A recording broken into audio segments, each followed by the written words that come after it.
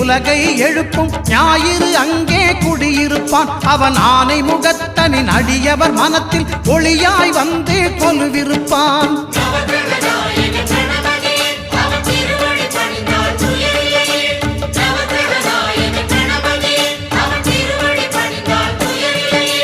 ஒன்பது கோளும் ஒன்றாய் காண அங்கு கற்பகம் என்னும் கடவுளின் மெய்யில்